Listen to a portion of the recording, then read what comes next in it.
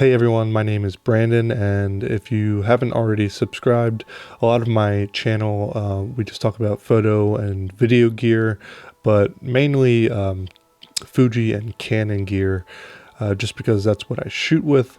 I know a lot of my early subscribers have joined for my Canon content, and more recently I've been doing more Fuji videos, but we're going to shift gears and go back to some Canon gear. But today we're going to be talking about the R5 and the R5c and why that might be the perfect combo for you.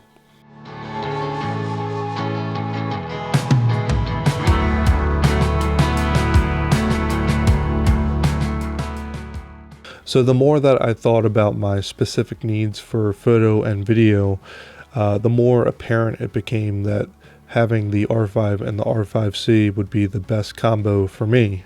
I recently just sold my EOS R, which I love that camera. Got me through a lot of photo and video gigs.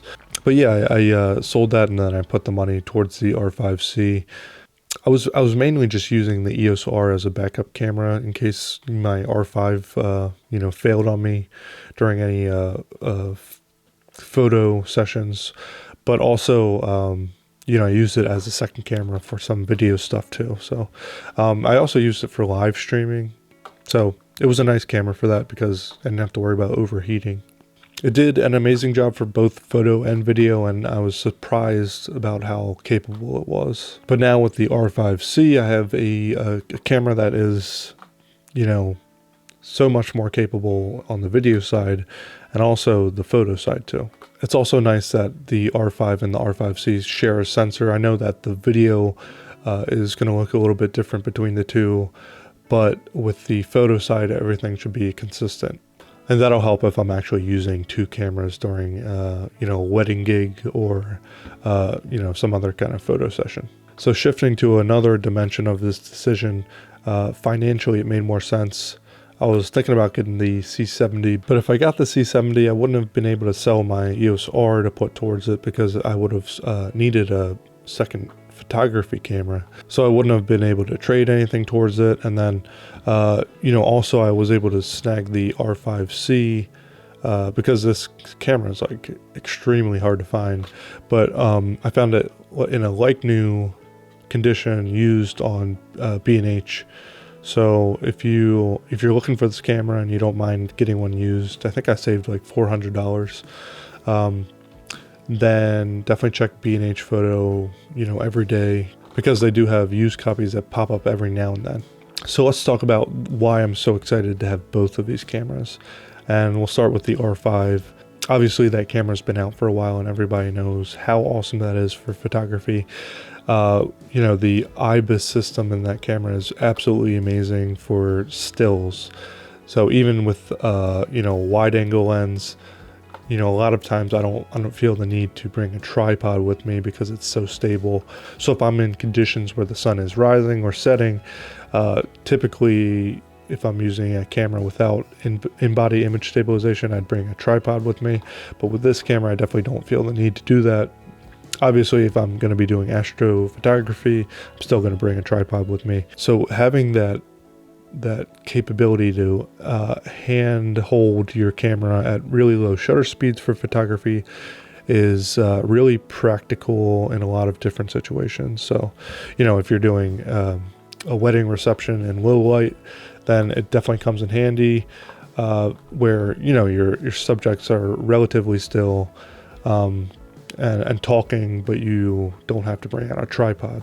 Another great thing about the EOS R5 is that it's still awesome for video, even though it overheats.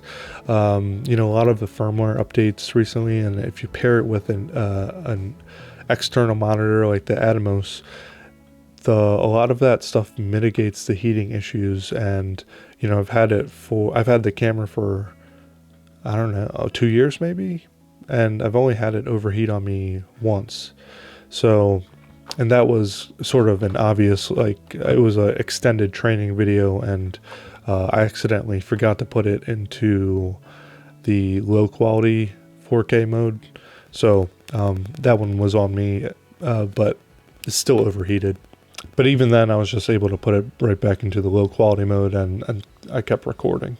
But I love the fact that I can keep using this camera for instances where I might need an action shot of a fast moving subject, because in video mode you can still get access to that really fast dual pixel autofocus for a variety of subjects. So I can definitely foresee using this camera a lot on a gimbal, and for capturing fast moving subjects at higher frame rates. Whereas on the R5c, the autofocus speed and acquisition, while it's still good, it's not as capable as on the R5. Now with the R5c, which I'm shooting on right now, I'm going to have that camera rigged up and ready to shoot video for 99% of the time. And then, if I need a backup photography camera, or if I just need to bring a second body just in case, the R5 fails, then I have access to that, which is amazing to me. And I really don't care about not having IBIS in the body, because I was so used to using the Canon EOS R for a while.